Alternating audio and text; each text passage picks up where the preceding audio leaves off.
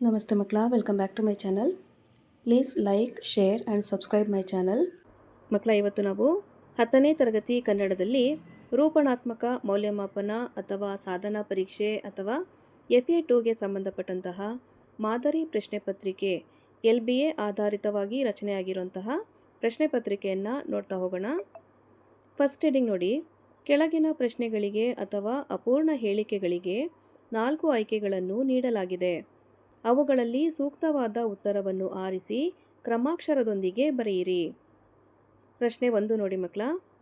ಅನೇಕ ಉಪವಾಕ್ಯಗಳು ಒಂದು ಪ್ರಧಾನ ವಾಕ್ಯಕ್ಕೆ ಅಧೀನವಾಗಿದ್ದಾಗ ಉಪವಾಕ್ಯಗಳು ಮುಗಿದಾಗಲೆಲ್ಲ ಈ ಚಿಹ್ನೆಯನ್ನು ಬಳಸಲಾಗುವುದು. ಆಯ್ಕೆಗಳು: ಉದ್ಧರಣ ಚಿಹ್ನೆ, ವಾಕ್ಯವೇಷ್ಟನ ಚಿಹ್ನೆ, ಅರ್ಧವಿರಾಮ ಹಾಗೂ ಪೂರ್ಣವಿರಾಮ. ಪ್ರಶ್ನೆ 2. ಇಮ್ಮಾವು ಪದವು ಈ ಸಮಾಸಕ್ಕೆ ಉದಾಹರಣೆಯಾಗಿದೆ. ಆಯ್ಕೆಗಳು: ತತ್ಪುರುಷ ಸಮಾಸ, ಕರ್ಮಧಾರೆಯ ಸಮಾಸ, ಗಮಕ ಸಮಾಸ ಹಾಗೂ ಅಂಶಿ ಸಮಾಸ. ನೆಕ್ಸ್ಟ್ ಹೆಡಿಂಗ್ ನೋಡಿ ಮಕ್ಕಳ. ಕೆಳಗಿನವುಗಳಲ್ಲಿ ಮೊದಲೆರಡು ಪದಗಳಿಗಿರುವ ಸಂಬಂಧದಂತೆ ಮೂರನೆಯ ಪದಕ್ಕೆ ಸರಿಹೊಂದುವ ಸಹ ಸಂಬಂಧಿ ಪದವನ್ನು ಬರೆಯಿರಿ. ಇಲ್ಲಿ ಒಂದು ಪ್ರಶ್ನೆ ಇರುತ್ತೆ ಮಕ್ಕಳ, 1 ಅಂಕ ಸಿಗುತ್ತೆ ಸರಿಯಾದ ಉತ್ತರವನ್ನು ಬರೆದಾಗ. ಪ್ರಶ್ನೆ 3. ಮಾಡಲಿ ವಿದ್ಯಾರ್ಥಕ. ಮಾಡಲು ಡ್ಯಾಶ್ ಅಂತ ಕೊಟ್ಟಿರ್ತಾರೆ, ಉತ್ತರವನ್ನು ನೀವು ಬರೀಬೇಕು. ನೆಕ್ಸ್ಟ್ ಹೆಡ್ಡಿಂಗಲ್ಲಿ ಕೆಳಗಿನ ಪ್ರಶ್ನೆಗಳಿಗೆ ಒಂದು ವಾಕ್ಯದಲ್ಲಿ ಉತ್ತರಿಸಿರಿ. ಇಲ್ಲಿ ಸಹ ನಿಮಗೆ ಒಂದೇ ಪ್ರಶ್ನೆ ಇರುತ್ತೆ ಮಕ್ಕಳ, 1 ಅಂಕದ ಪ್ರಶ್ನೆ ಆಗಿರುತ್ತೆ. ಪ್ರಶ್ನೆ 4. ಮಂಜಮ್ಮ ಇಂದು ಎಲ್ಲಿ ಪೂಜಿತಳಾಗುತ್ತಿದ್ದಾಳೆ. ನೆಕ್ಸ್ಟ್ ಹೆಡ್ಡಿಂಗ್ ನೋಡಿ. ಕೆಳಗಿನ ಪ್ರಶ್ನೆಗಳಿಗೆ 3-4 ವಾಕ್ಯಗಳಲ್ಲಿ ಉತ್ತರಿಸಿರಿ. ಇಲ್ಲಿ ಒಟ್ಟು 3 ಪ್ರಶ್ನೆಗಳಿರುತ್ತೆ ಮಕ್ಕಳ. ಪ್ರತಿ ಪ್ರಶ್ನೆ ಸರಿಯಾದ ಉತ್ತರವನ್ನು ಬರೆದಾಗ ನಿಮಗೆ 2 ಅಂಕ ಸಿಗ್ತಾ ಹೋಗುತ್ತೆ. ಪ್ರಶ್ನೆ 5.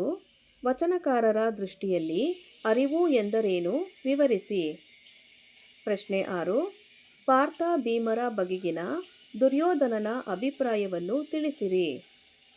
ಪ್ರಶ್ನೆ 7. ಡಾಕ್ಟರ್ ಅಂಬೇಡ್ಕರ್ ಅವರ ಪ್ರಕಾರ ರಾಜಕೀಯ ಸ್ವಾತಂತ್ರ್ಯದ ಮಹತ್ವವನ್ನು ಬರೆಯಿರಿ. ನೆಕ್ಸ್ಟ್ ಹೆಡಿಂಗ್ ನೋಡಿ. ಕೆಳಗಿನ ಕವಿ ಅಥವಾ ಲೇಖಕರ ಪರಿಚಯವನ್ನು ವಾಕ್ಯ ರೂಪದಲ್ಲಿ ಬರೆಯಿರಿ. ಮಕ್ಕಳ, ಇಲ್ಲಿ ಒಬ್ಬರ ಬಗ್ಗೆ ಮಾತ್ರ ನೀವು ಕವಿ ಪರಿಚಯವನ್ನು ಮಾಡಿಕೊಡ್ಬೇಕಾಗತ್ತೆ. 3 ಅಂಕ ಸಿಗತ್ತೆ ಮಕ್ಕಳ.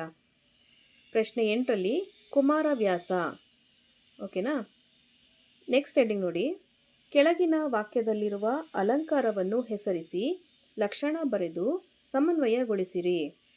ಇಲ್ಲಿ ಸಹ ನಿಮಗೆ ಒಂದೇ ಪ್ರಶ್ನೆ ಇರುತ್ತೆ ಮಕ್ಕಳ, 3 ಅಂಕದ ಪ್ರಶ್ನೆ ಆಗಿರುತ್ತೆ. ಪ್ರಶ್ನೆ 9. ಒಳಗಿನ ಮಂದಿ ಗುಂಡು ಹೊಡೆದರೋ ಮುಂಗಾರಿ ಸಿಡಿಲ ಸಿಡಿದಾಂಗ.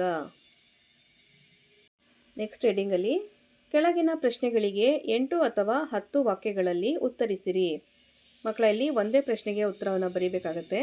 4 ಅಂಕದ ಪ್ರಶ್ನೆ ಆಗಿರುತ್ತೆ ಇದು. ಹಾಗೆ ನಿಮಗೆ ಒಂದು ಆಯ್ಕೆನೂ ಸಹ ಇರುತ್ತೆ. ಪ್ರಶ್ನೆ 10ರಲ್ಲಿ ನೋಡಿ. ನಾಲ್ವಡಿ ಕೃಷ್ಣರಾಜ ಒಡೆಯರ ಕಾಲದಲ್ಲಿ ಮೈಸೂರು ಮಾದರಿ ಮೈಸೂರು ರಾಜ್ಯವಾದ ಬಗೆಯನ್ನು ವಿವರಿಸಿ. ಅಥವಾ ಶಿಕ್ಷಣ ಕ್ಷೇತ್ರಕ್ಕೆ ವಿಶ್ವೇಶ್ವರಯ್ಯ ಅವರು ಸಲ್ಲಿಸಿದ ಕೊಡುಗೆಯನ್ನು ಬರೆಯಿರಿ. ಇಲ್ಲಿ 2 ಪ್ರಶ್ನೆಗಳಿದೆ ಅಲ್ವಾ ಮಕ್ಕಳ.